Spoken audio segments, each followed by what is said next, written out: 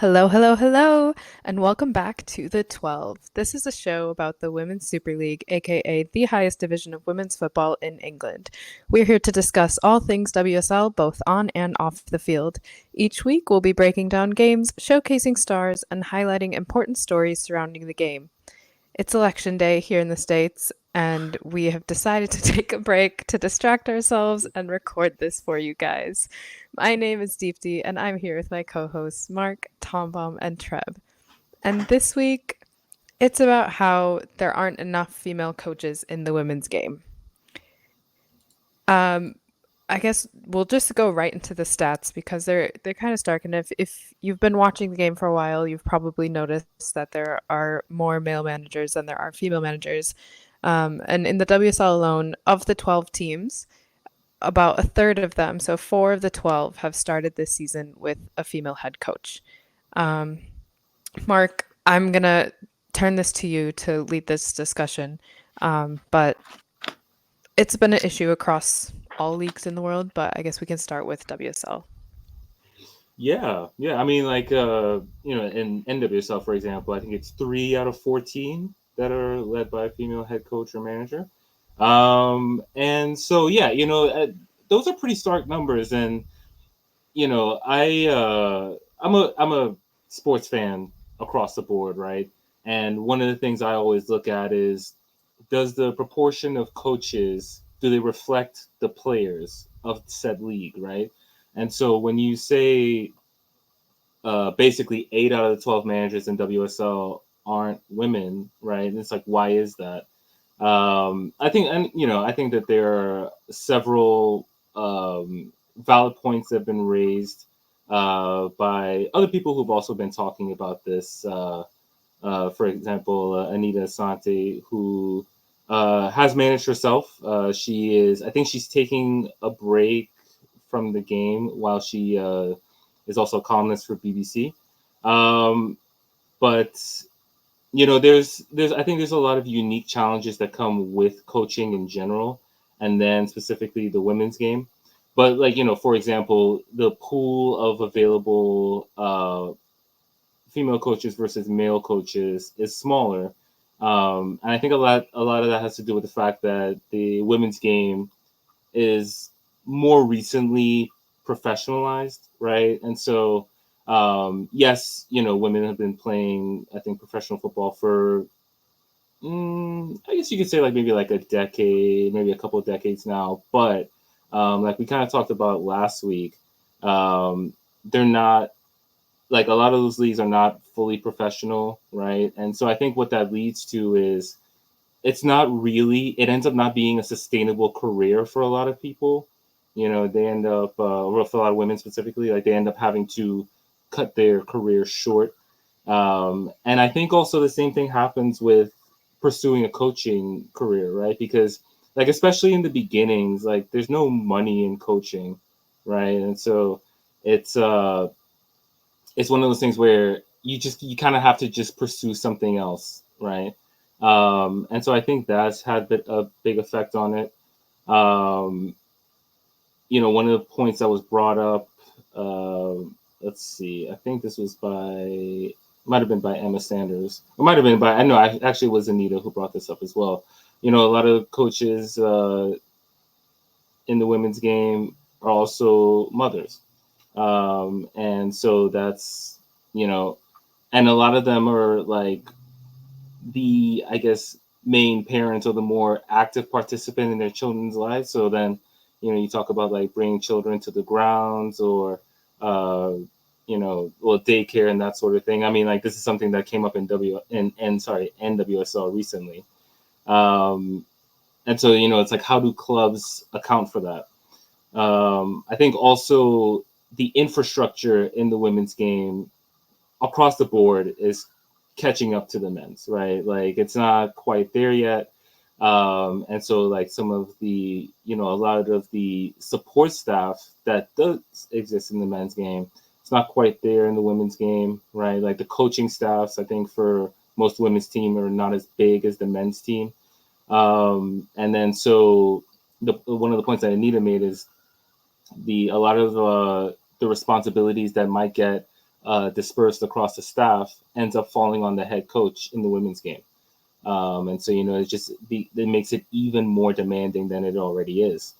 So I think those are some of the things that make it a challenge for women to get into coaching, actually be considered for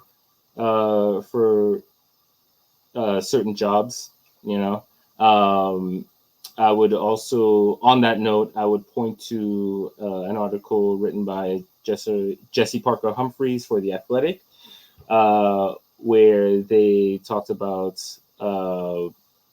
let's see here.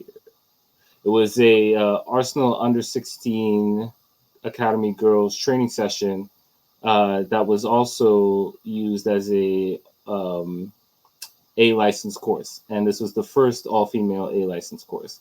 And so you had actually current players like Beth Mead and Chelsea goalkeeper Zasira Musovic. Also, former Watford goalkeeper Sophie Harris took part.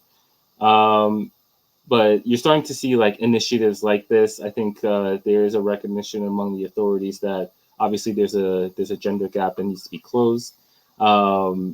That was actually something we talked about last week when we talked about the initiative that the FA is introducing to. Well, the main part of that initiative was to ensure that there's more opportunities for girls to play soccer. But one of the things they mentioned also was pathways for referees and coaches. So I think that it's something that needs to be addressed at all levels, really. And I think a lot of this just goes back to the fact that women were not allowed to play football, right? And so the things that would have developed organically, like it has in the men's game, they just weren't allowed to. And so now you have, uh, like I mentioned before, there's a bigger pool of men, and a lot of teams, especially teams that are backed by Premier League teams, they're going to go for what they perceive as the sure thing, right? Like a coach who has that resume, who has that, they're more likely to get that benefit of the doubt. Like I even think about when Chelsea went into the market for a manager. One of the reports that came out was that the players preferred to work with a woman, right? Especially after their experience with Emma Hayes, which fair enough. But then it was kind of like, okay, you have Bon Pastor, you have maybe Laura Harvey, uh, maybe it's Mali Martinez, the Tigres head coach. Uh, it kind of, there's just not a very long short list, especially one that Chelsea would realistically consider, right? Mm-hmm. But then also, I think like Bon Pastor is a good example of what could be, right? Like a highly successful player, right? She obviously got her coaching licenses, and now she's um, doing it at one of the biggest stages. So, I think I do like that the authorities are being proactive in terms of um, just helping establish those pathways to coaching for former players, and also for anybody who might just want to go into coaching. Like maybe you play up until you become an adult and you realize that you're probably not gonna make it as a player. At that point, I think you should have the option, or you should have the option to maybe get into coaching. Um, I think another thing too, more women should be considered for more roles in coaching staffs, right? Like we see, I mean, this is something we see in the men's game, right? There's like your analyst, your set piece coach, your, all types of different, coaching for all kinds of different aspects of the game. I think you could certainly see that in the women's game as well. Yeah, I think you make a good point about like the pool of players and how, or the pool of coaches, and what you said about you don't have to be, I guess, a player, an elite player to be an elite coach. And we are talking about this off air as well. Like you can have a good understanding of the game without necessarily having played at the very top level. So having those pathways for both current players, former players who want to, or like who are at the elite level and want to go into managing or coaching, but also those who maybe just want to go straight to coaching. That's good. But one of the articles you showed us, I was reading it, and there are a lot of parallels to this, and just I think like the job hunt in general. The fact that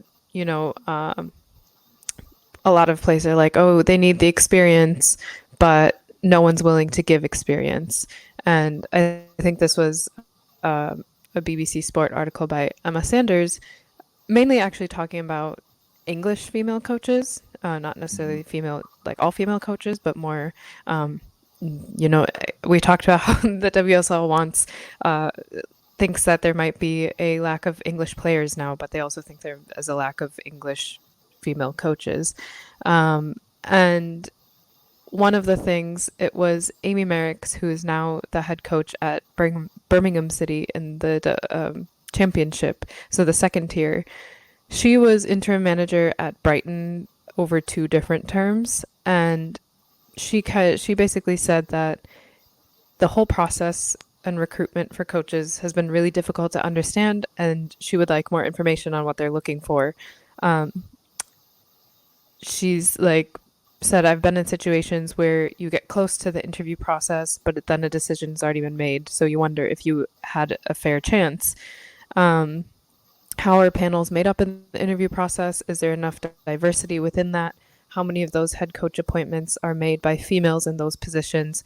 They are the recruiters.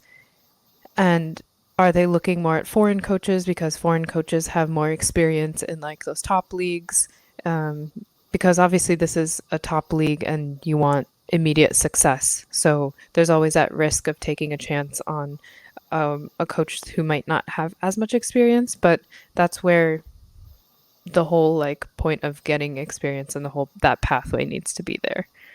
But I think, yeah, it's like it's funny as someone who's currently in the job market and job hunting, it's to know that even coaches and like the top level of sport are going through kind of the same thing of we want like they want you to have experience, but no one's willing to give that.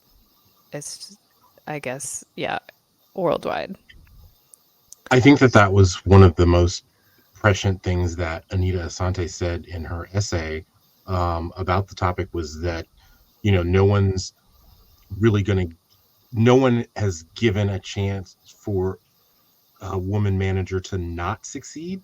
Like the expectation is like you come in and you like, even if with whatever lack of experience you might have, it's still like, oh, you're in the WSL or oh, you're in the championship. We expect results. So they're not given that chance to like learn and grow into that job necessarily, more so than like a male coach would be. And I think that that's probably to me what was the most frustrating thing is like, well, you got to give her a chance in order to like, sometimes Mm-hmm. like you're going to suffer through a relegation fight in order for that coach to be good. And that might pay dividends for you 4, 5, 6 seasons down the road. And that might be a price that you have to pay initially. And then once that coach establishes themselves and like learns a few more things and as she also pointed out, is able to establish a groundwork within the club, because I think that that's, to me, I think the biggest tribute to Emma Hayes is time at Chelsea was just the fact that she basically grew everything from the ground up, like Mm-hmm. because she had to. Um, and I think that we've become so success oriented and results oriented now for instant gratification that we're not realizing how much that can take the development of the coaches out of play. not just the players. Yeah, we talk about a lot, even through like the NWSL or the WSL, across the world, the top leagues, how it's just a recycling of coaches. You see the same names being put up over and over and over. Hmm. At what point is someone, people have to take the chance on new coaches or those who are maybe in leagues that are less watched or less, like even like some of the semi-professional ones, but those who have, still like proven that they can have a successful season. But whoever does the recruiting, whoever does the scouting for coaches, I guess maybe need to widen their search and have different criteria for determining what makes a good coach. And like you'll never know until they actually start. And like Thom was saying, I think also it'd be good to be able to put in that investment and say, okay, first season, first 2 seasons might not go the way you want it to, but long term this could be the good like a good fit. Yeah. I guess we can kind of tie in going back to Arsenal news that they did not. They still haven't announced a permanent head coach, and Renee is still the interim for now.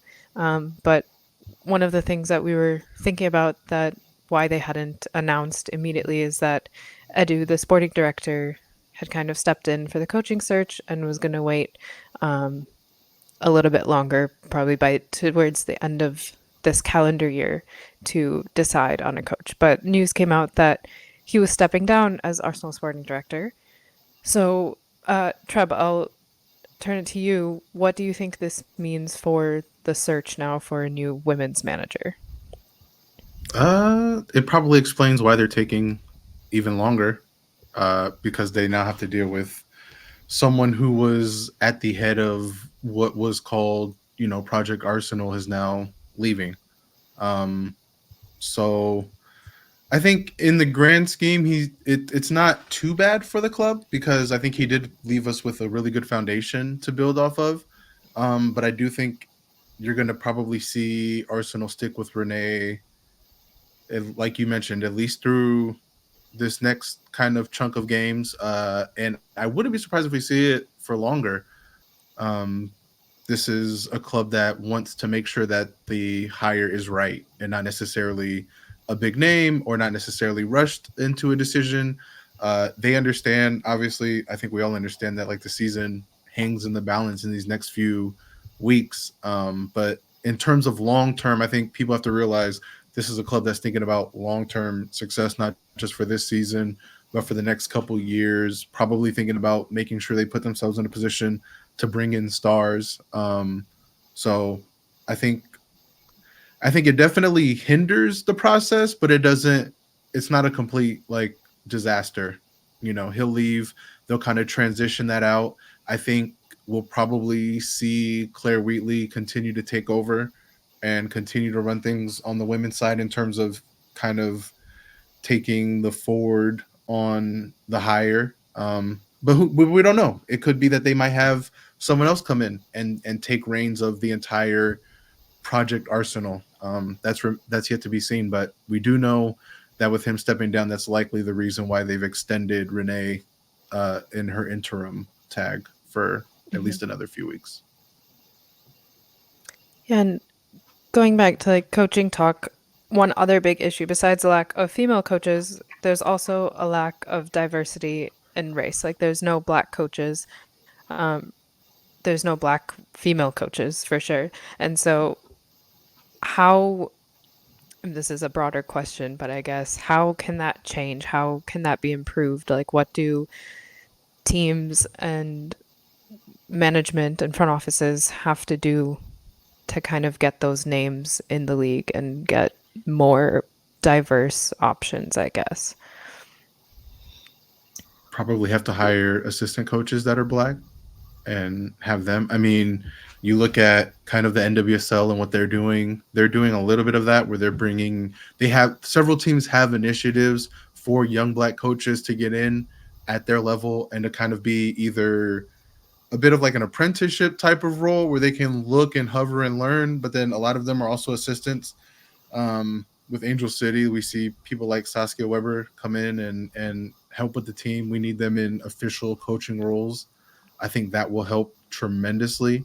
Uh, but I mean, like you mentioned, it's a broader question, but it also goes back to what we've been talking about this whole time with just women specifically, where it's just you need to broaden your scouting in terms of Mhm. what coaches you're looking at and what you're looking for in coaches. We talked about earlier coaches in different leagues. I mean, you look at a coach. I know she's not a black woman coach, but like you look at someone like Carmelina Moscato, who was integral in getting a team like Tigres, who's not a small club. Like they are a big Hmm. club in football. Like she got them from a point where they were struggling to a championship caliber team, and they've looked worse without her.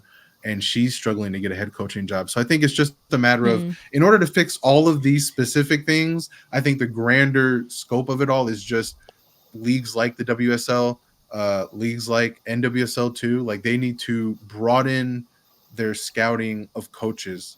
We've seen the NWSL do it with their player side, and we've seen the influx of just mass talent from a lot of places we normally don't see. If they can replicate that, and if other leagues can do that on the coaching side, I think in the next 3 to 5 years, we're looking at a lot better situation in terms of having women coaches in the league and having black coaches in these leagues. So, but I think it starts at the assistant level.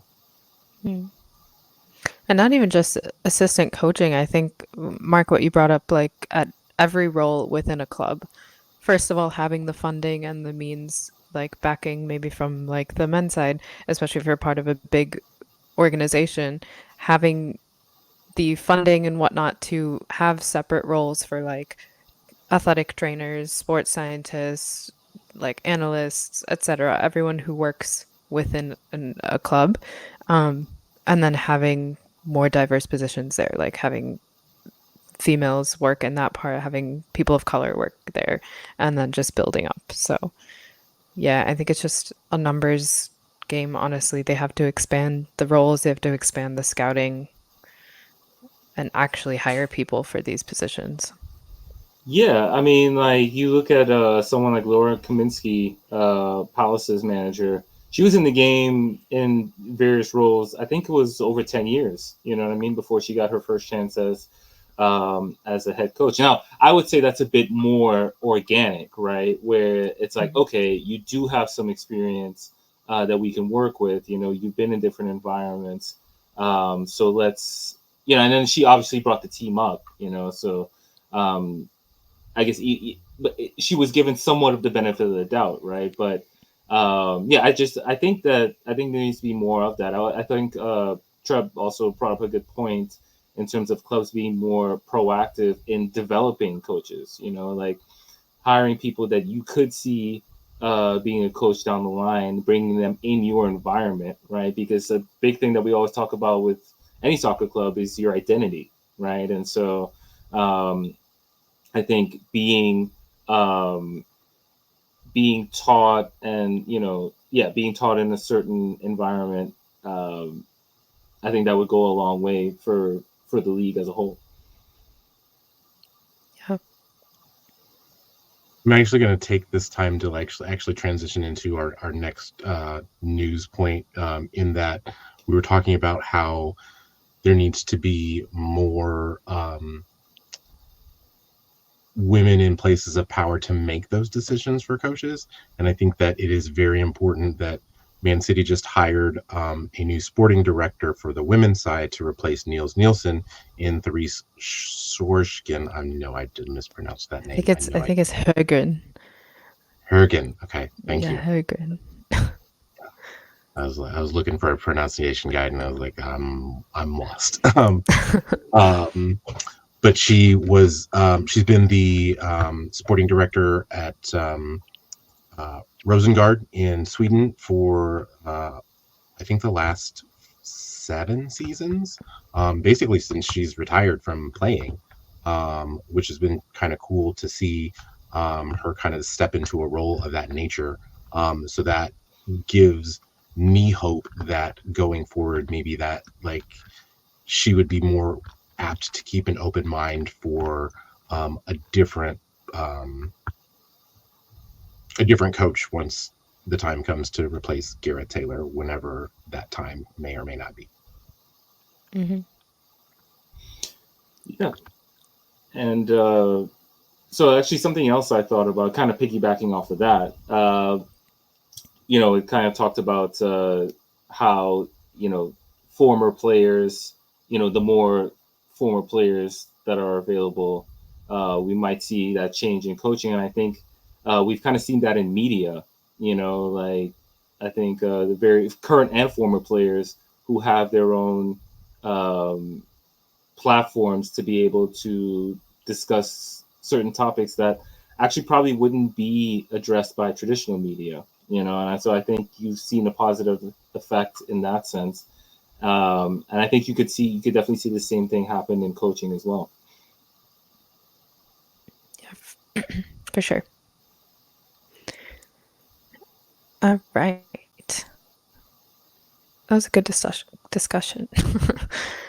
Important topic, and it is something that we'll have to build on, and hopefully we'll see through the end of the season, through next season, there'll be an increase in female coaches, just females in the game, in high positions and just in parts of clubs. Okay, we had a full slate of matches this weekend as well, starting with Man United versus Arsenal. They drew 1-1.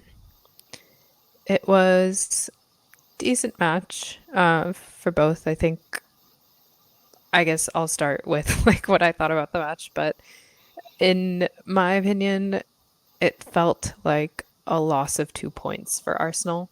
We were so very close to getting all 3 points, and we were the better team, I think, on the day, and probably should have gotten all 3 points. But a draw is not the worst thing. There were some good there were some good points and definitely things that still stood out that we need to work on, but some pretty good performances as well, I'd say. Treb, what do you think? Yeah, I agree. I mean, I tweeted it out. This very much felt like the classic Arsenal experience, especially on the ladies' side, where it's just like we every team we go against, and this is the weirdest thing because Chelsea and City are both teams that are absolutely better in terms of killing you with goals. Like they are better at being clinical, they're better at kind of finding open space, they're better at attacking. And yet, for whatever reason, it's Arsenal that 90% of the teams they play that aren't named City and Chelsea, they face a low block. And it's something that they have yet to kind of figure out in terms of being clinical themselves, because we see it every week almost, where they go up against a low block, they spend so much of the match kind of running themselves ragged, trying to break it down. They finally get a goal, and then with the last 10 minutes, 15 minutes, the other side is like, all right, now we're going to play. And they have no answer. It looks like a completely different game, and it looked like United did whatever they wanted to do at the end. And that is the saddest part. I mean, Arsenal had, let's see, I just had it up. Arsenal had 19 shots with just 4 on target. Like, that's unacceptable. Mm-hmm. Alessia Russo had her goal, which is great. And I think that's the other thing. I think this was the rare match where taking her off was the mistake. I know that I was she just gonna doesn't say, play yeah. I know she doesn't play the full 90, and I know that her work rate is such that she gets really tired. But I would have almost rather have seen her go the full 90 and just have her rest against Brighton to secure those 3 points. Because I think when she was on, there was at least a threat in terms of United having to watch her and not be so free on the attack. But it was just unfortunate. I think grand scheme, a point on the road against a United team that has been red hot isn't the worst thing. I know at the beginning of the year, Thom, you had mentioned when we had lost, I think we had drew to Everton or something like that, where you were like, okay, if the rest of the week results play out, like, will you be okay with this?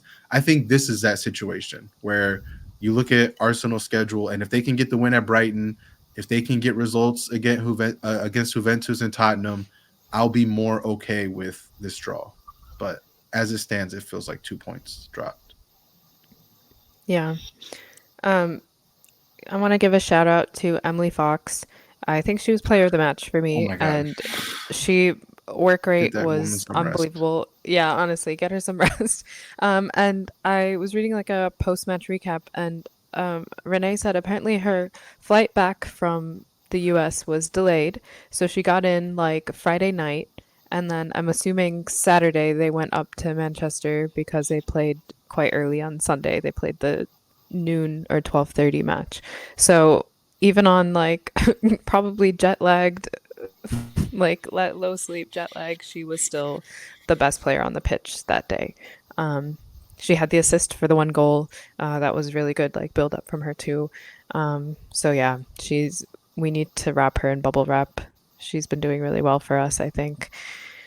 Um, like What you said, sorry, one more thing. I was gonna good? say, Mhm. I don't think Russo should have been taken off, but I also think Kafaji should have been put on earlier. Like I don't Yeah, understand why she's still not getting enough minutes. Like she was subbed in the 87th minute. What is her that or really Cooney gonna do? Cross. Like Cooney Cross is Yeah, coming off both one of of the best them. goals in international break, and you're just like, let's bring him on with 5 minutes left. Like, what the fuck does Yeah. that do? Respectfully, like, I wanna ask about your other fullback in Katie McCabe. I was shocked to learn that this was her first yellow card of the season. Like absolutely Right? floored in that. Um, uh, is this going to be a situation? Is this her learning to like more control that aggressive nature with which she plays? Because I have a feeling that like if she played for my team, I would love her. And I also know that she does not play for my team and she gets on my damn nerves. Hmm. Um, so do you think that this is just kind of her learning to kind of ride that edge a little bit finer, or is this just a kind of a happenstance situation going on? Deepti. I think I don't know. Honestly, I was surprised that was her first one too. It's like- I I kind of Yeah, love it. I don't think she's ever tried to not play like that aggressively like she does. I think she knows that she gets a lot of yellows and she like does it just enough that it won't, she won't get reds and she won't get suspensions, but she kind of knows when to bring it out. Um, like you said, because she plays for us, I don't mind it. I'm sure if she was on another team, I would also be very annoyed with it. So it's just she one is of the those Woso things. Pat Bev. Like that's who she is. She's just the person you love Ooh. on your team and the one that you hate playing against. I think it's also has to do with the league kind of allowing a little bit more physicality. It feels like this season, like from everybody. Mm. It feels like you watch a lot of games, and there's a lot of what would have been fouls last season not called, and a lot of bodies flying all over the place. So I think she's benefiting from that. But yeah, as long as she can ride the line, it's all good. Yeah. We appreciate it at Arsenal. Yeah. I think that that's a good shout about the refs letting them play a little bit more, and I think that you're actually seeing it a lot more in international competitions, like in Hmm. UWCL. You're kind of seeing like the first leg against like the first 10 minutes against Barcelona, like City really kind of struggled with like how physical that they wanted to be, but how physical the ref would not allow them to be. Hmm. Uh, so I think that you kind of see that like across, like it will be interesting as the knockout rounds, as we progress to the knockout rounds, to see how that changes or if it stays the same. Yeah. Um, but I guess okay, what do we think of United though? They're still what, third now on the table? Um, Fourth. fourth, right? They're below Brighton. Fourth, but still undefeated in 5 matches. Like, do we still consider them one of the top teams? Are they title contenders? Are they just going for like the last Champions League spot? Where do we kind of fit them in now? I absolutely Uh, think they're.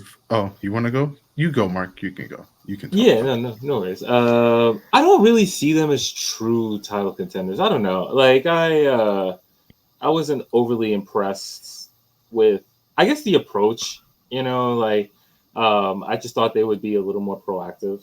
Um, So it's one of those things. I mean, it's because it was still early in the season, right? And Man U's only they've only played Arsenal so far, right? So they haven't played City or Chelsea or any, right? They played Brighton.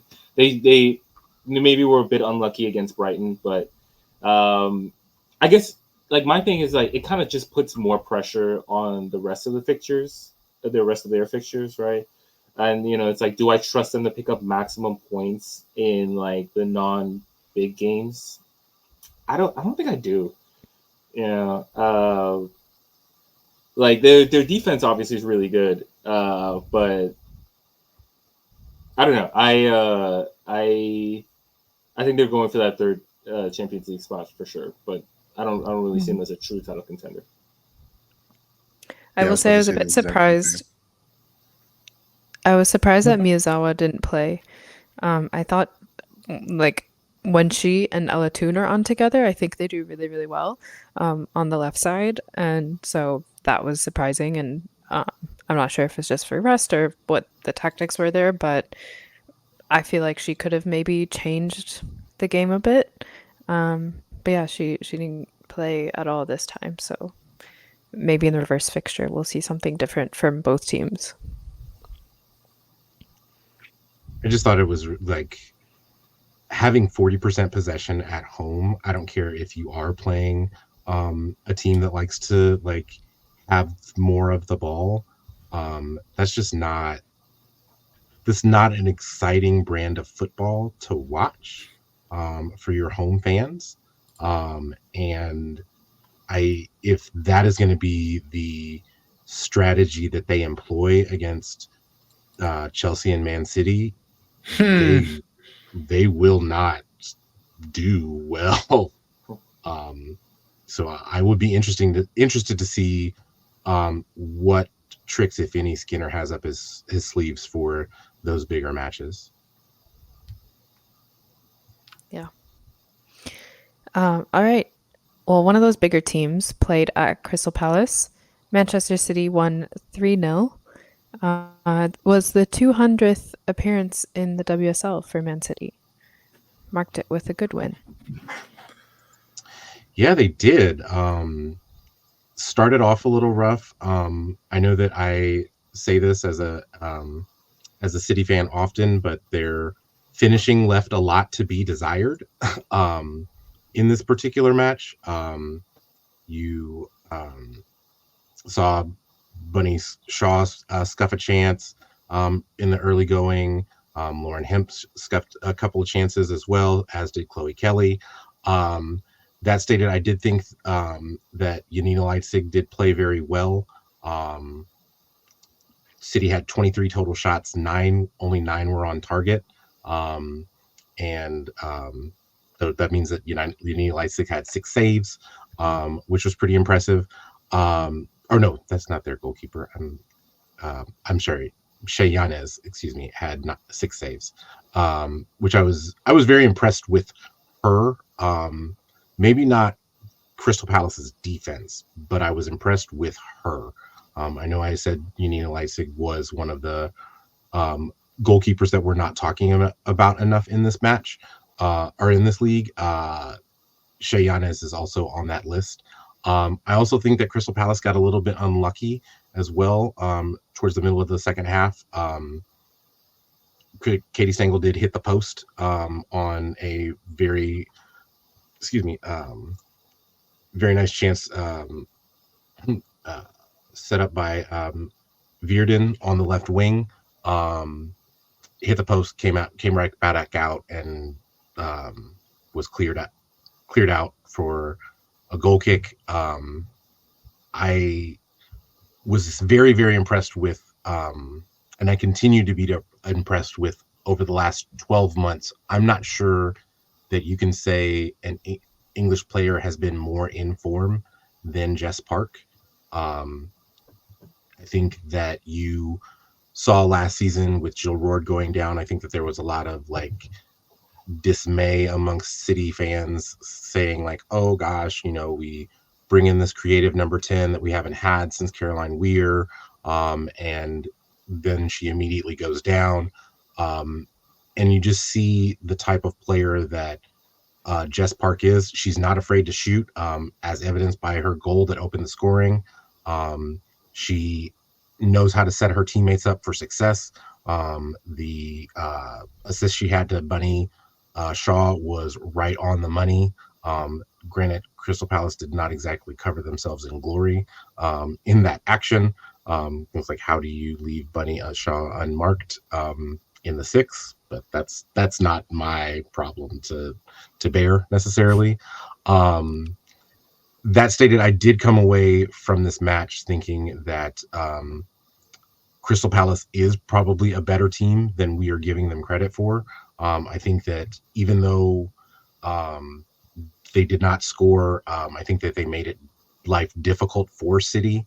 And I think that maybe on another day, they could have at least gotten a result out of that. I would have been really interested to see if Katie Stengel's shot would have gone in, what would have been the result of that. I am also a little bit intrigued. I know, Deepti, you said Miyazawa did not play at all for United. Yamashita did not start in goal either. Kiara Keating did. And I wonder if that's just like a function of like, oh my gosh, like you're traveling like all across, like literally from, England to Japan and back, and all of the time zones and all of the jet lag that puts on the body. So I'm wondering if that is part of it. I also am wondering, I know that Gareth Taylor had a quote before the last match in which he was talking about this whole push for minutes and what minutes mean. And I think that originally I had thought that in the context, the quote was directly about Chloe Kelly. But I think more in thinking about it, I think it might have actually been more of a shot at Kiara Keating and trying to, in a way to get her attention. Like, I think that we've all seen managers across the world, regardless of what gender they're coaching, they find ways to send messages to their players via the media. And I do really believe that this was a message sent to Kiara Keating, and maybe just to kind of focus on being a better goalkeeper. And she did make she only had one shot on target, so she made that save. And I think she is better with her feet than Yamashita is, so I think that she has a higher ceiling, but I also believe that she has a lower floor just because of that issue of experience. But I do think that Crystal Palace, coming away from this match, shouldn't necessarily hang their heads. I think that they can. I think, Treb, you said it in the last two episodes. Like, yes, this was a rough match coming out of the international break, but what they have coming up against them, like, they can make some hay and separate themselves from the relegation glut at the bottom, and be firmly mid-table. Yeah. They play the three of their next league matches are all against the three teams at relegation battle. So that's 9 incredibly important points. And I think they can get 7 to 9 of those points. Yeah. Based off of their performance, I would agree.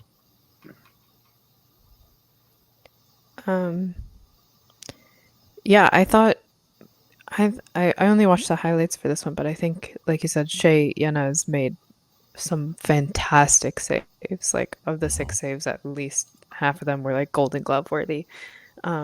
Really good ones. But would you say, I guess, what kind of happened to Palace's defense for the first 20-30 minutes? I think we're playing like a 5-back, or definitely like a low block, and they kind of had City not on the ropes, but they were not letting them break through. And then what was the breakthrough? How did City get past that?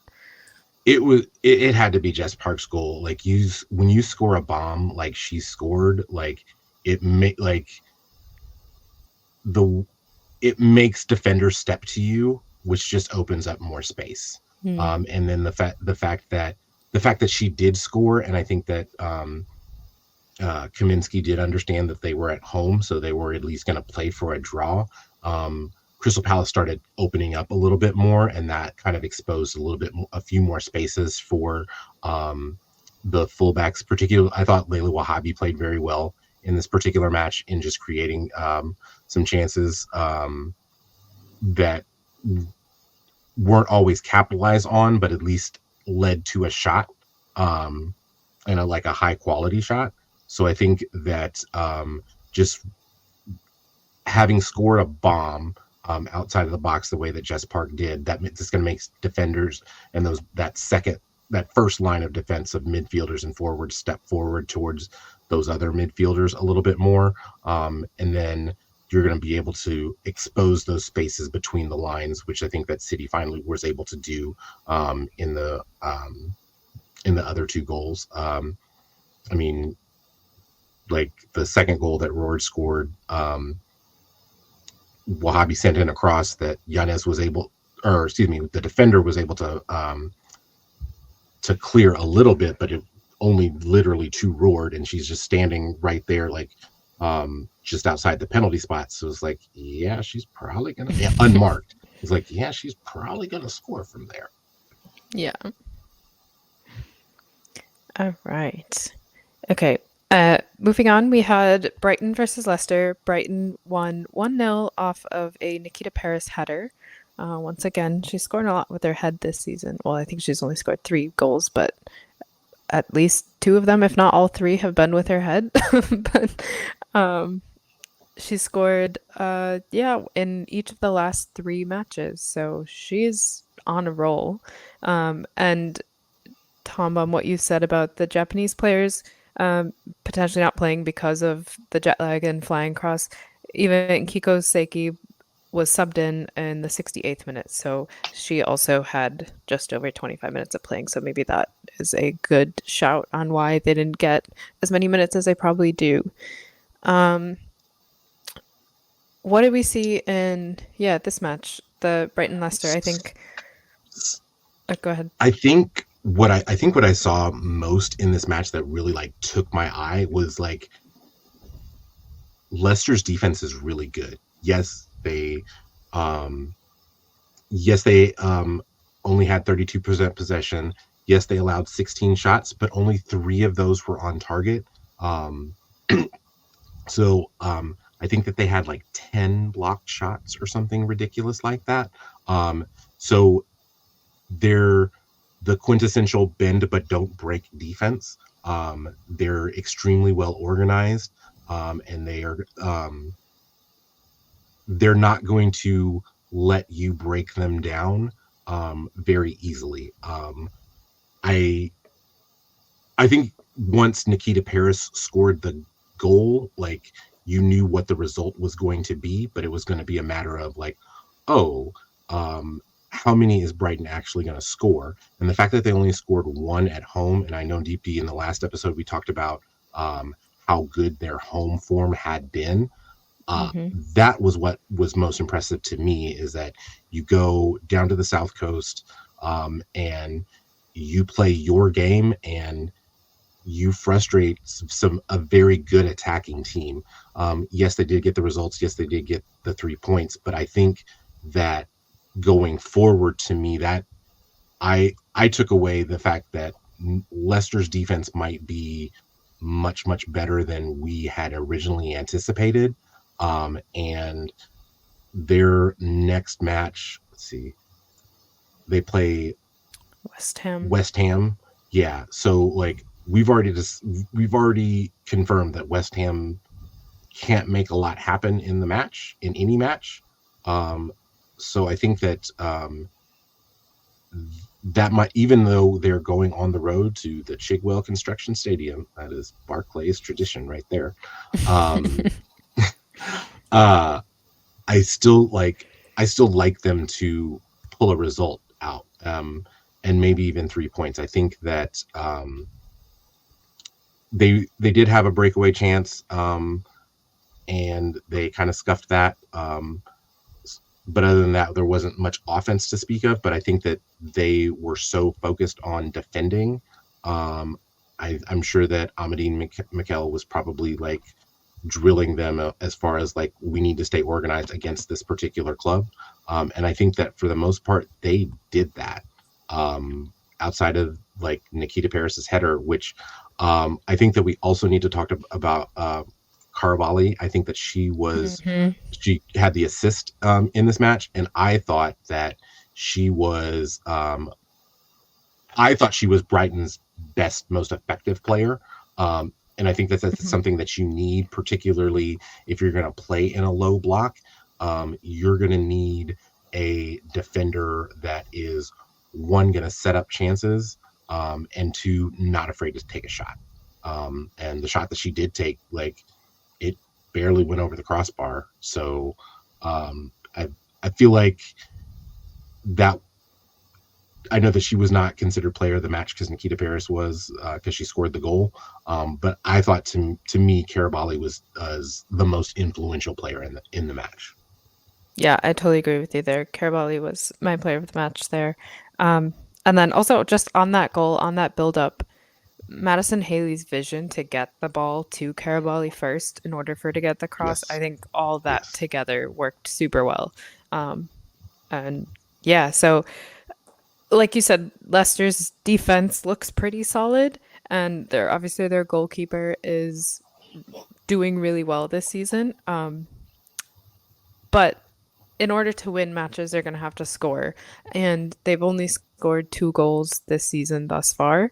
So I guess any of you can answer what kind of needs to change, or what should they focus on, and who do they need to play the ball to in order to finally get scoring chances?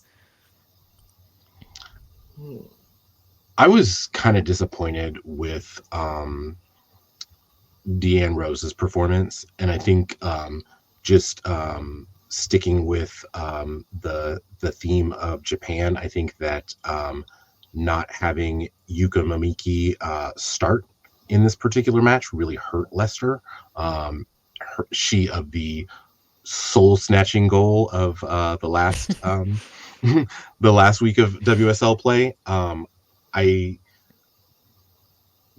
I'm looking at the player rankings now. Like, Deanne Rose was at a 5.7 in this particular match, and I know sometimes Spot Mob ratings are like really skewed, but having watched the match, that like she did not play well. I also think that Shasanat, like, they need to see more from her as well. I don't think that she's really been playing as well as she needs to in order for them to score the goals that they need to be where they want to be. I do think that getting Momiki back fresh and having her get more minutes, having her starting, will probably help a lot.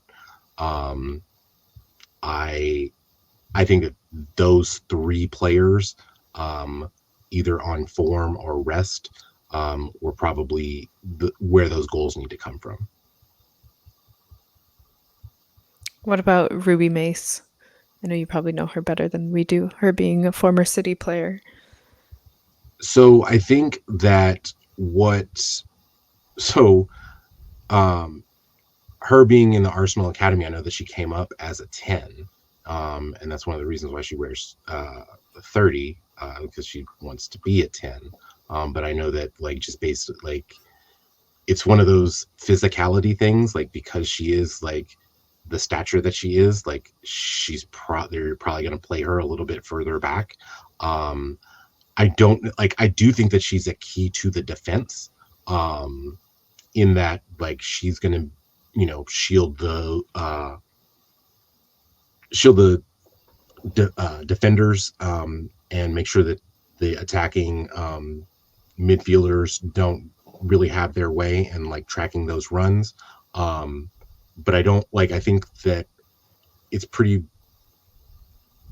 Amity Mikel is pretty much like solidified what she needs that from Ruby Mace, and that's more to be a connecting midfielder, like to connect the midfield to the attacking line, or maybe more defend the attacking line, or be the first line of defense, essentially. Sorry. Versus like getting up into the attack. Especially if you're going to play off the ball as much as Leicester has against, more creative sides. So I think that it might be unfair to ask more of her. That stated, I do think that she has it in her locker to do more. If it's going to be an issue where Mikhail just like needs some ideas, maybe that's something that she can rely on later in the season. But I wouldn't necessarily look to her to score or create goals. Mm-hmm. Okay. All right, our next match was a London derby. We had Tottenham versus West Ham. Tottenham pulled out the win 2-1, but on a West Ham own goal. A horrible own goal is what allowed Tottenham to get all 3 points. Mark, take it away. How was this Yeah, match? it was a fun one, actually. I thought that these teams matched up well. I thought both of them played pretty decent football. I mean, I think Tottenham in general plays a decent brand. Maybe not the best at getting results, but I think it is, at least somewhat pleasing on the eye. But yeah, I thought both teams pressed strategically. I was actually a little surprised at how much West Ham did press. It wasn't a crazy press per se, but just the fact that they're West Ham away from home, I wasn't expecting them to be as proactive as they were, and it was good to see. And it led to them scoring first. And so one player that I was particularly impressed with from this match was Rico Waiki, a Japanese international. No, I was trying to look this up. I'm not sure if she was actually part of the team that got called up, or I don't know if she actually played. But she started this match. I'm pretty sure she played the full 90 or played most of it. And, she was to me, she was the player of the match. She was just constantly on the ball. She was consistently a threat. She pressed, she tracked back, she would make runs in behind. And then in the 37th minute, so shout out to the commentator because Viviana Sei won a corner for West Ham. And before that corner, the commentator was like, Tottenham has trouble defending set pieces. They've given up the most set piece goals in the league so far. And sure enough, like Asai, plays in a really good cross, and Oweki somehow wins a header. Like it was almost like she wasn't marked. I mean, she was marked, but like she may as well have had a free header. Like it was almost video game like how easy it was. And so West Ham took a lead into the half. Now, second half, I think Tottenham definitely started off on the front foot. Beth England, former Chelsea striker, this is her third straight start in the league. The first few matches, she was coming off the bench. I don't know if that was a fitness thing or what, but I thought she was a constant threat for Tottenham. Playing the classic center forward role. Staying on the defender's shoulder, making those runs in behind. She even put the ball in the net once in the first half, but was called back for offsides. But she did eventually score Tottenham's first goal. Jess Nas was another player that I thought had a pretty decent showing coming off of England call-up. I thought she was a consistent threat on the wings, getting in behind, taking on defenders and playing in crosses. And that's what led to the first goal. There were actually a couple shots. It was a really good save by West Ham's keeper, and another shot off the post. And then there was Beth England doing her poaching thing. But her touch actually to settle the ball coming off the post was actually really good, I thought. And so that she equalized the match, and I thought it was pretty back and forth. Both teams took their chances. both teams, like I mentioned before, played progressively and really went at each other. And then in the 92nd minute, Tottenham, off of a goal kick, kind of played just a standard long ball, kind of straight long ball down the field. You have the chase where the goalkeeper's coming out and the defender is in front of the striker, and she gets to the ball first. And I don't know what she was trying to do. I believe this was Sayas. Who did that? Let's see who it was. Yeah, Camila Sayas. She scored a really pretty goal for the wrong team. She like chipped her own keeper. Like I just don't. Of all the things that she could have done in that situation, and it was like I've never seen a chip like it went so high. Like I actually thought it was gonna go over the goal, but she placed it perfectly. It just dipped at just the right moment. Man, and so yeah, and that's how Tottenham ended up winning. And actually, Camila Sayas was the same player who 3 weeks ago scored an own goal against Everton, or else they would have won that match. And so it's like West Ham have been cost 3 points because of own goals, and they would be tied with Leicester right now. They would be like 8th or 9th in the table. So just really gutted for them because I actually thought that they deserved a point from this. I thought they played really well. And then from a Tottenham perspective, I said that they needed a win in this one and they got it. But not terribly convinced with, just, I mean, like they played okay, but it's just one of those things where they don't have that thing that takes them over the top, and then when they come up against better teams, I don't really necessarily think they have it in them to like stay with those teams like a City, or I think they play Arsenal pretty soon. I don't know, like because I think Tottenham has good players. And like I said before, I think they play a decent brand, but I just think they kind of underachieve for the team that they have. I think, yeah, they're like you said, they've given up the most goals on set pieces. They've just given up the most goals, I think, in general in the league. Um, they, yeah, they've allowed 14 goals in, and the only team that's allowed more is Crystal Palace, which, if you remember, the very first match against Chelsea was like 7 of them or something. So, Right. um, like, should they use the January window to sign a new defender? How should they like tighten up the defense? Because they can score and they can get points, but they need to stop letting goals in.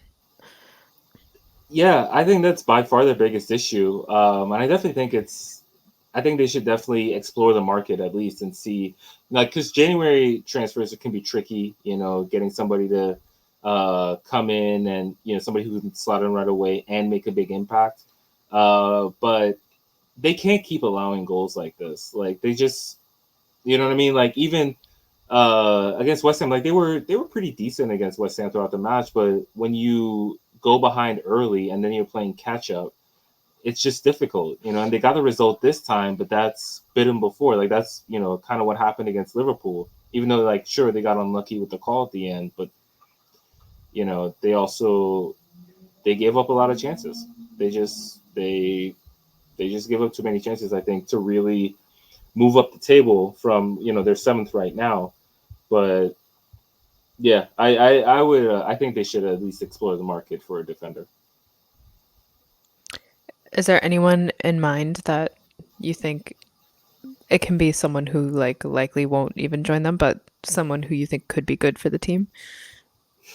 Well, there is one Naomi Gerber in San Diego. I don't know if she'd actually. Never gonna happen. No, just don't even. Yeah, Just stop that now. Don't even. yeah, Don't even. She may come to London, but it won't be It for won't. that It's team. never gonna right, happen. She's never right. gonna go to West Ham. Put it this way: if Tata were able to pull that off, I think it would show a lot of ambition. And I mean, like Alex Morgan played there, Yeah. so I don't know if it'd be completely out of the question, but I think they're like if Germa was on the market, she could probably go to a bigger club. She I can think she's on the join market, but the she's not going race. there. Yeah, it's like she can join the the race of all the London teams trying to get her. Yeah. Tottenham. Okay. Next, we had Aston Villa versus Liverpool. Liverpool got a 2-1 win thanks to Taylor Hines. She came off a great international break where she had her debut for Jamaica, scored both goals, had a brace, and Liverpool gets the 3 points at Aston Villa. Yep. It was a Taylor Hines show. Just real quick on the Tottenham stuff, I think you're on the right track, though. I think NWSL is going to be their best bet if they want a defender in January. And there's a lot of young, talented defenders in the NWSL right now. Mm-hmm. But as far as Villa Liverpool, it was the Taylor Hines show. And really, the story for this one was Liverpool's passing. I know that Taylor Hines got the 2 goals, and that is going to be kind of the story, but it was the way she was set up. The passing was just really good, especially in that first half from Liverpool. I think this match was a tale of two halves. First half, all Liverpool, nothing they could do wrong, finding space, finding open players both times. On both Hines goals, it was balls across the face of the goal, finding her at the back post, her smashing it in, taking the 2 goal lead into the half.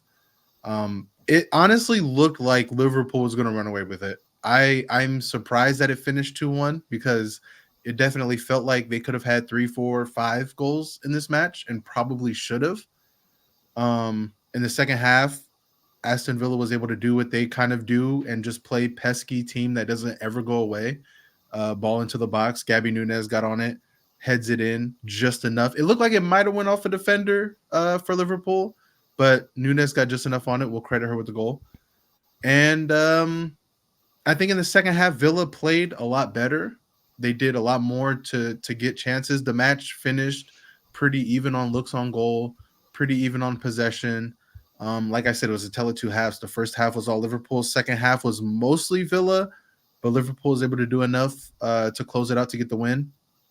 But I just think, for me, the two kind of takeaways from this match are very much what do we think Liverpool's ceiling are, and I think it's time to finally accept this is who Aston Villa are, because I think Mm-hmm. in the last couple of weeks it's been a lot of like, okay, well, maybe this is the week they get it going, maybe this is the week they just aren't that team. I mean, even in that second half when they looked better than Liverpool, you never really got the sense that they had enough juice to overcome that 2 goal lead and get that win, despite having a pretty talented team on paper. Um, they just don't got it. I mean, it's tough to look at a team playing the way that they're playing. I mean, you even look at someone like a West Ham, and like West Ham seems to have more life a lot of times with how they play, with their intensity. Villa are just kind of going through the motions. It feels like. I think if there ever was a team that, and I think I've said this about a lot of teams, but truly, if there was a team that should focus on heavy January activity, it's Villa, just because they have a solid core, they have a decent midfield, they have a decent attacker in Nunez, but they're missing something. Something's missing from that team. Mm-hmm. And just for Liverpool, I think this was a huge match for them in terms of getting the 3 points. They're kind of in that no man's land of teams with Arsenal where they've cleared the relegation battle, but they're still a sizable chunk of points off of that top three, kind of fighting for the championship. I don't think they're a championship contending team. It'll be interesting to see what they do in the transfer window, but it was a solid win for them coming off of international break, and I think that they take that into their next match. But I think for me, when I look at Liverpool, I think they're going to be one of those teams possibly fighting for a Champions League spot. I think that's their ceiling. Like we talked about, I asked what was their ceiling in there for Liverpool. I think their ceiling is top three. I think that third spot, if at all, but I think they probably finish in that 4 to 6 range. Mm-hmm.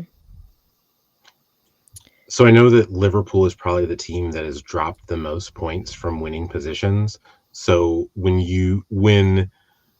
Gabby Nunes da Silva scores that goal in the 49th minute, was there a body language shift amongst the squad? Because like it kind of feels like, oh my God, here we go again. Like we've got out to this 2-goal lead, and like we had 3 points, and now we're about to drop them. There was, but it's like I said, I think that's when you look at Villa in that situation where they just couldn't take advantage of that kind of hanging of the head, because you definitely got the sense that when Nunes scored in that second half as early as she did, you could see Liverpool be like, oh my God, maybe we should have converted one of the dozen chances that we had in that first half to kind of give us that 3-4 goal cushion. Because you just felt like with that much time, and at least an equalizer was on the table for Villa, but they were able to do well. Liverpool was in defending, kind of not really sitting back, but you definitely could tell the shift was like, okay, let's salvage this win by any means necessary. And it was as close to a parked bus as you're going to get without really parking the bus. But again, you just never really felt the threat from Villa to make you feel like as a fan watching the match, I never really got the sense of, okay, Liverpool are in real danger. You thought maybe this is happening again, but I wasn't confident with what Aston Villa was giving me. Yeah, it's interesting. So If you look at the stats, if you look at the numbers, on paper, Villa did better and probably should have won. Like you said, higher possession, higher XG, almost the same number of shots on target. But yeah, so I guess where do you think that missing piece is? Like, are they stagnant? I mean, they only had 8 total shots, 4 on target. So maybe are they not getting into like the final third enough? Or is it kind of breaking apart in the midfield? Where's They're the getting missing into the piece? fight. Like, I think the piece that's missing is in coaching. Honestly, like I hate saying that this early, but they get to the final third. Like you said, their XG's high. Like they put themselves in positions to score. You could say maybe they could be more clinical in the final third, but Hmm. just as a whole, it feels like a team that just doesn't believe in themselves right now. A lot of the misses are those kind of misses that you see from a squad that just lacks confidence in the worst way. So I think maybe their best change will be to get a new voice, and maybe that isn't necessarily changing the head coach, but maybe they get an assistant in there to kind of be a bit more vocal or something. Maybe a player takes over, but something has to happen in terms of gaining confidence, because I think right now that's their biggest detriment. And I've said this about Palace. I think for Villa right now, they need to be one of those teams that looks at that relegation battle and says, okay, look, our season's done in terms of competing for Champions League, in terms of competing for the title. Like, that's done. It's over. We need to focus on making sure we're not that last team at the end of this. And they just need to find the confidence to do so. So I see that Adriana Leon had her first start for the season. Did she impress you at all? Did she take her chance, in your opinion? I mean, I guess that kind of speaks to it, right? I didn't realize she had made her first start of the season. Yeah. But I think it was less about, again, I think it was less about her and just more as a team as a whole, right? I think asking any one player to make their first start, kind of to come in and make that difference for a team that is lacking in confidence right now, is a tall ask. Yeah, I mean, maybe it was her presence in the second half that kind of helped get that real quick Nunes goal. Because, like I said, it was actually an attack that looked really good. They got the ball up the pitch really fast. They sent a dangerous ball into the box, and Nunes was able to kind of get into the madness and get her head on it and nudge it in. But they just don't have many of those moments. And I think, kind of going to what Deepti asked, I think maybe you look at a player in attack, just kind of like a clinical finisher that can get their goal no matter what, might help them. I also think having a come to Jesus conversation with Dali, like, I think she's really the one. Like, I'm serious. I think she's really the one that coming into this. I mean, there were whispers, as quiet as there were whispers that she wasn't going to come back to Villa at all this season. And I think that is showing in her play in terms of her ineffectiveness for the team. So I think they really need to decide if that is the midfielder that they're going to have for their squad going forward, because I think they might need to get a new midfielder and they might need to get a new attacker and see if that helps. But yeah. They need something. They need something because they're not far off. They're in these matches, but they just don't have that last little bit of juice to get the results. Yeah, they need something and need something soon because right now they're not in the relegation spot. They're in 10th in the table, but they are like on the same points as we said. They're one of the 3 teams that haven't had a On the win list. yet. 2 points only, so yeah, they need something. They need to figure it out quickly. Mm-hmm. Mm-hmm. Um, okay, and then the last match of the weekend was Everton versus Chelsea. Chelsea scored a lot of goals again. A route, yeah. They scored. They now have 20 goals on the season. Best, Um, yeah. 20 goals after 5 matches is ridiculous. it's like, must be nice. It is, I'm not gonna lie. Yeah, this was one-way traffic. This, this was a match that, especially in the first half, was played almost entirely in Everton's half. Just some quick lineup notes for Chelsea. Ashley Lawrence started right back. Lucy Bronze is not part of the squad, and I try to look up like news or anything. There wasn't any like announcement even from the official website. Like it was just like, oh, she's just not playing. So I'm just gonna assume she got a rest, which would be smart. Like if you consider Lucy Bronze important to your end of season ambitions, you don't need to play her every match now, right? Especially with the fullbacks that Chelsea have available. So, but yeah, Ashley Lawrence started right back. I did hear some news about Myra Ramirez maybe picking up a knock during international break. I wasn't able to confirm that, but she actually didn't play in this match either. So I'm going to assume that there was some truth to that. And Aggie Beaver-Jones started at center forward. Cuthbert started at central midfield.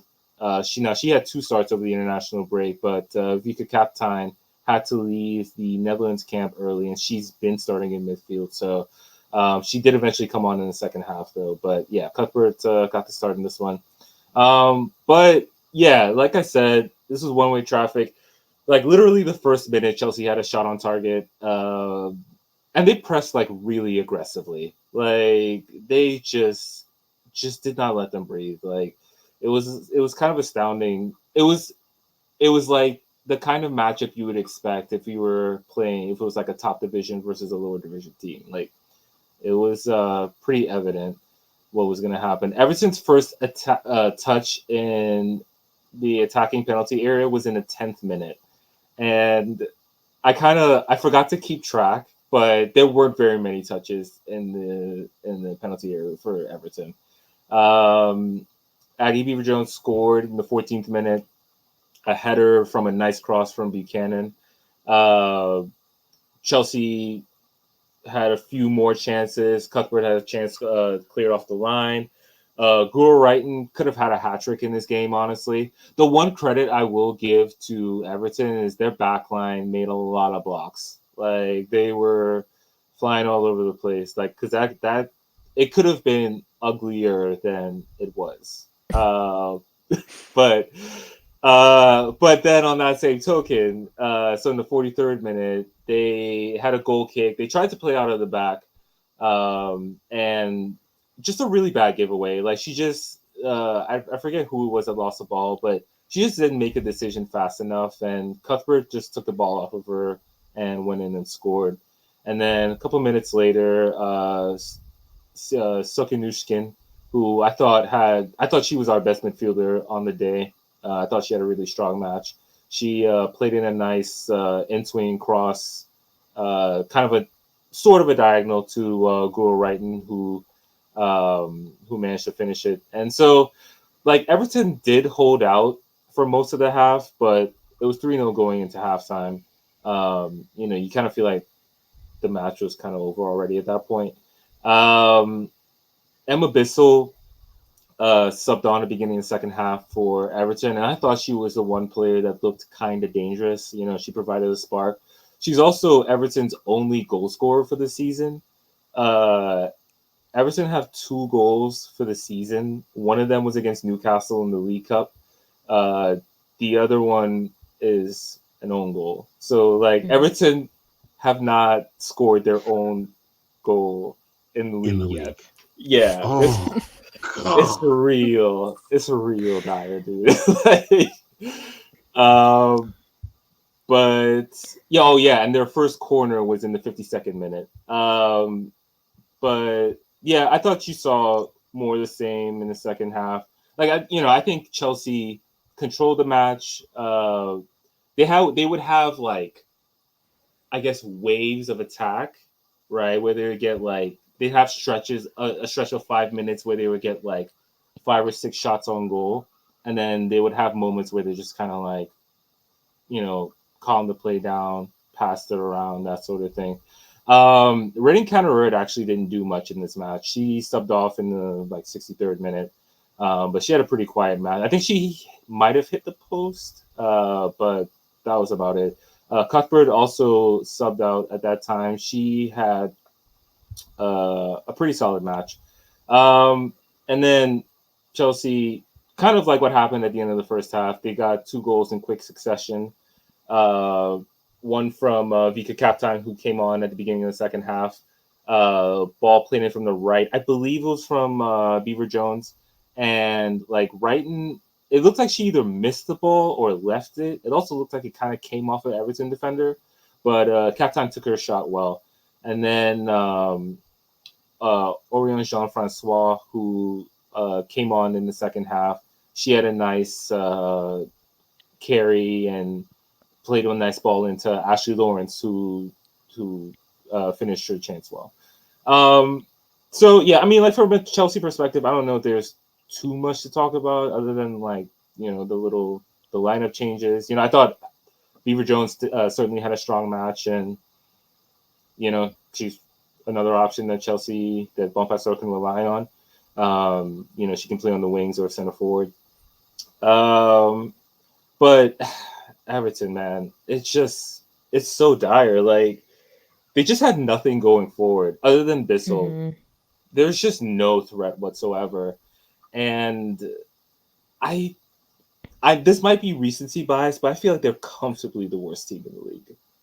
I don't know, because like I also, I was able to watch the West Ham match, and like I felt like West Ham at least had a threat. Like I think Wakey and shoot, I'm blanking on the name. Oh, Asai. Yeah. I think Awake and Asai have like a good partnership going. I think they can at least keep them in games. And West Ham actually haven't been blown out all that often. I know they got beat 3-0 at the beginning of the season, but other than that, they haven't taken too many heavy losses. 2-0 loss to City, 2-0 loss to Arsenal, right? And then obviously this first match. But that's the funny thing too about Everton. Everton actually haven't been housed that often. I think it was that's right. So the opening match, right? They lost 4-0 to Brighton, but after that, only 1-0 to Man U. Obviously, they drew against Arsenal. Right, only 1-0 to Leicester, but they just can't score at all. Like, yeah, I just feel bad for them, man. Like, I think they've had 2 players go out with ACL tears in the first couple weeks, and they've had other like long-term injuries to their players. And according to the Guardian, I think Tom Gary interviewed Brian Sorensen, the manager, and he said that he had to play a few players out of position. For example, Sari, who's usually a winger, was deployed as a left back, and he said he kind of like pieced this lineup together with the people he had. And he said, I don't think she's ever played left back in her entire life. And then I had to put her against probably the best winger in the league at the moment, who is JRK, Joanna Redding Kennerid. It was a tough ask for a lot of the players. We need to focus on getting numbers back. And he's referring to January transfer window. And so he was asked if he'll be busy in January. And he said, I hope so. Otherwise, it's going to be a long season. No, you won't be busy. And yeah, with like what's happening on the men's side, Well, that's going to trickle down and affect like the women. Well, And I wanted so to say it's real quick, like their men right now are 16th in the Premier League with 2 wins and 4 points clear of their own relegation battle. And they're not going to get any money anytime soon. Like that, like I said this at the yeah, beginning of the season. Everton are a sitting duck. Like they're smoked right now. yeah, So it's so sad. Well, I I was know gonna say that. it's sad because, sorry, Go a ahead. couple years, what was it? As of like 3 years ago, 4 years ago, maybe not even super like long ago, they were towards the top of the table. They were like Mm-hmm. Right. fighting for Mm-hmm. the top spots, if not the championship. So it's really sad to see how far down they've come. Yeah. Well, I know that she works for BBC now, for their coverage, and I know that Tony Duggan was on talking about how much of this is on Sorensen because of the like you have all of these injuries and you're playing all these players out of position, but you're also not being pragmatic in the way that you're deploying them. Like your game plan is still the same, even though Mhm. what you're asking those players to do, you're asking those players to do the same thing that they would be doing, or that the players in the positions ahead of them would be doing, but they're not those players. So playing like playing sorry as a left back, but you're still trying to play out of the back against a team like Chelsea. Like Like you have what? a left back there. Correct. Like Okay. what are you really accomplishing? And so I would be interested to see how much rope that Sorensen gets Mhm. going Yeah, forward, because I think he might be a major part of the problem. that's fair. That's It's like if you against a team like Chelsea, sure you might have to do a makeshift lineup, but why would you play someone who you think and know has never played left back against, as you have claimed, the best winger currently? Like at least, try to let them succeed. I don't know if there was like absolutely zero options, so he went with the person he thought could be best, but you're right. There could be some like flack on him. Yeah, I will say in this particular, like the point you made about players playing out of position totally makes sense because it was just totally disjointed. I mean, like they did try to play out of the back on a few occasions and um, it did not go well.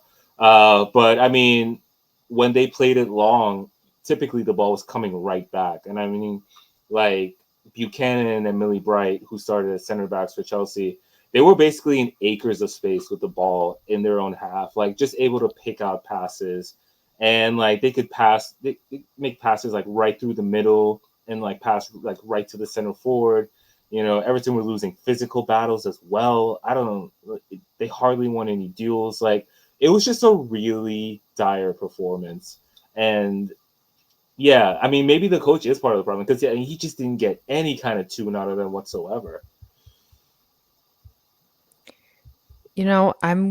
I'm gonna start rooting for them because I don't want them to go down because I'm afraid they might never come up again. Like, given how it's going, like it could turn, hopefully it doesn't, but it could turn into like a Reading situation where I think it was Reading, right? Who like dropped Yeah. down and then they didn't get any money, so they had to go back to several leagues below and be not professional anymore and be like a semi-pro team just because they didn't get the funding from their men's side. So I'm gonna root for them to stay up. I feel like somebody would buy the club before that happens, though. Right? Like I feel like they would.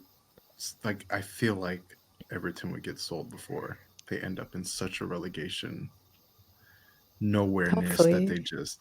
Would they? I I mean, I mean, feel like I it don't. because at this point, it's not like it's just the women's side doing bad. Like their whole club is in shambles right now. Like they It's Did like in that them sale like go Everton as a club are in shambles. right? Did that sale for the men go through? Like, so that they're now no longer with the whatever the 7-7 bet? 777. Oh, I don't know. Yeah. Did they already have a sale? Did that go through? Did it happen? Ooh, well, then they really are Well, see, fucked and up. like what we talked about with the women's team, that kind of happened to the men's team too. Like Everton used to be in the top half of the table, Hmm. challenging for European spots. Like Everton used to be respectable, And like it almost feels like overnight they just sort of became this relegation battling team that really doesn't play any kind of distinct football. Like, yeah, I don't know. Like, I And then do kind of openly wonder. cheated. Like, so Yeah, stupid. So right. stupid. And then For cheated bad and was players. like, hey, come For get bad us. players. Yeah. That's Like that's the thing. everything about everything. Oh my gosh. I feel so bad for Toffees because Yeah, that's got to be the worst Yeah. feeling in the world. But And it just, you know that when stuff happens on the men's side, that the first Mhm. team and the first side to get like the worst of it are the women. We yes, saw that with like United. I'm going to keep bringing this up because it's ridiculous that the women have to train on portable whatever fields and stuff because did their you men's see stuff like is the getting statement recently United relegated. put out, kind of like giving an update to that? How they were like, we No. are working on a new facility that is going to house the women and men and academy, and right now we have our women training in top of the line secondary pitches and like all this. And I was just like, bruh, that you literally don't. You got them in Please. portables, from what I understand. Like they're Yeah. only doing good in spite of your lack of resources. But yeah, unfortunately, this is yeah, why I had them in the relegation battle, because the problem with the men was inevitably going to trickle down. Unfortunately, or I don't even want to say trickle down because it's not even like a downward thing, but like you just knew it was going to affect the women's side for sure, and that's yeah. unfortunate. Yeah. Should we, before we jump into the matches for next week, should we take a gander at the table? Yeah. Sure. Yes. So we show Man City in first on 16 points with Is that 6 why you wanted matches to look at the played. table? I mean, of course, obviously, duh. Have Chelsea in second with 15 points on 5 matches. Brighton in third with 13 points. United in fourth with 11 points. Arsenal in fifth on 9 points with a goal difference of 2. Liverpool in sixth with 9 points with a goal difference of 1. Tottenham in seventh Tottenham in seventh with 7 points. Leicester in eighth with 5 points. Crystal Palace in ninth with 4 points. Aston Villa, West Ham, and Everton all tied on 2 points. Aston Villa has a -5 goal differential. West Ham has a -8 goal differential, and Everton has a -11 goal differential. So that brings up the rear. Yes.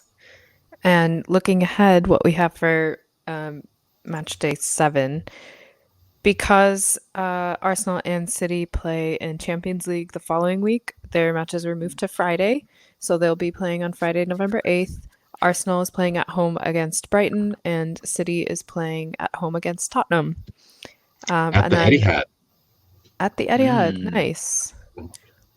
And then we also have Liverpool versus Chelsea, Crystal Palace versus Everton, West Ham versus Leicester, and rounding it out, Man United versus Aston Villa. So as we do, which ones are you looking forward to? Okay, I know I keep on picking these matches that y'all are like, why do you want to do this to yourself?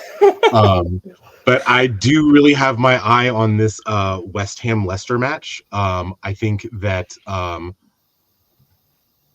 this could be a very entertaining match, even if there's not any goals scored. I think that Leicester's defense is that good, and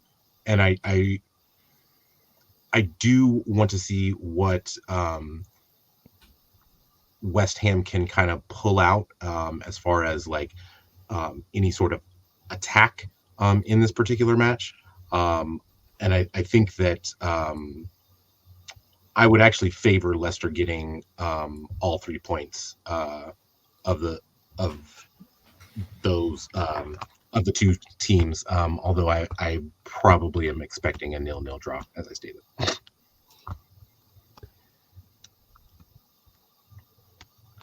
Marc or Treb? Oh, you wait. I'll go. Yeah, you got it. You got it. I am looking at United Villa. I mean, I think even though I've accepted Villa are a relegation team, I still think they're good for 1 or 2 wins this season. I'm interested to see how United kind of bounce back against Villa with that home draw against Arsenal kind of still in their mind, and just how odd they came out for that match tactically. I just kind of want to see how they come out, how they look. I think there's points to be had for Villa in this match. I really do. As crazy as it sounds, I could see this being a 1-1 match. I could even see it being a 2-1 win for Villa. But yeah, I think that's the match I'm going to be looking at, obviously, outside of Arsenal and Brighton, because I think that match is probably going to be the match of the week with the implications and the players and things like that. That's the Adriana Leone revenge match right there. Well, that's the Michelle Agaming match too. If there's anything. Oh, are you talking about the other one? Yeah, that's true. Yeah. I meant for the Arsenal side, but yeah. For me, you know, I love a good relegation battle. Yeah, I think Crystal Palace Everton is a 6-pointer. Like, I think these are two teams that are badly in need of a win. I mean, I guess Everton right now would take anything, but if they're gonna, you know, have any realistic chance of staying up, I think they have to win this. And then Palace playing at home, I think there'd be. If I were on Palace's team, I'd be looking at Everton like food. Like I think this will end up actually being a pretty exciting match, and yeah, maybe we'll even see a banger or two. Yeah, besides Arsenal Brighton, which, like we said, has a lot of implications for the rest of the season. Honestly, I think if Arsenal doesn't get all 3 points, then that's like title hopes gone. And it would be a fight for the 3rd Champions League spot with Brighton, probably, honestly. Otherwise, yeah, I think we have a good slate. I was looking at Crystal Palace Everton as well. Like we are talking about, these next few games are Crystal Palace's to see if they can make a run for it and separate themselves from those bottom teams, and kind of solidify themselves staying up for the following season. Liverpool Chelsea would also be good. See if Liverpool can keep it rolling. Hold Chelsea to like fewer less goals. Than 4 goals, yeah. But yeah, okay. Any last thoughts? I am looking forward to City's and Spurs at the Etihad. I hope that they're able to put a respectable amount of people in there for that particular match.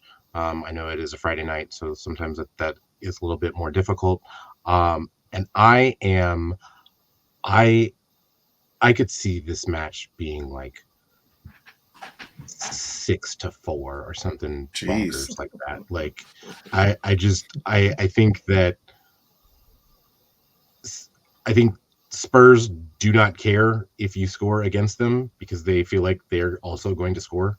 And I think that they proved that throughout their play in the leagues thus far. And I think that if you are going to expose yourself in the way that Spurs does, I think that City has enough talent to punish you. I'll be interested to see what the possession stats are in that particular match and what the like final third passing stats are particularly, because I think that if Manchester City doubles them up in that, they're going to win by a lot, and it's not going to be close. All right. Marc? Just one quick thing. Yeah, shout out to Bompastor. Forgot to mention this earlier. Shout out to Bompastor. She became the 3rd WSL manager to win her first 5 league matches. Funny enough, one of those other managers was Yona Sideval. So hopefully it's not a bad omen. But yeah, it's been a really, really fun start, and I hope it continues. I think it's going to be a big month for Chelsea. There's a couple of Champions League matches, and then the league slate. You're looking at Liverpool, City, and United. So I think we'll learn a lot about Chelsea squad over the next 30 days. My big thought is I think Palace score 4 goals at least. Ooh. I also think long term, we're going to be here in between, obviously, but I think long term Palace get 9 points over these next 3 matches. Okay. I just like the way they played against City, despite like the lopsided loss, I guess you could say. But yeah, I think we see kind of like a "Hey, I'm here now" performance against Everton. Okay. On that note, I think we've wrapped up. You can find us on Apple, Spotify, YouTube, wherever you listen to podcasts. Hit that follow button to stay up to date when new episodes drop. Leave a rating and review if you can. We would love to hear your feedback. There are 12 teams, 6 matches, 4 hosts. You're listening to the 12. Take care of yourselves this week. Enjoy the matches, and we will see you next week.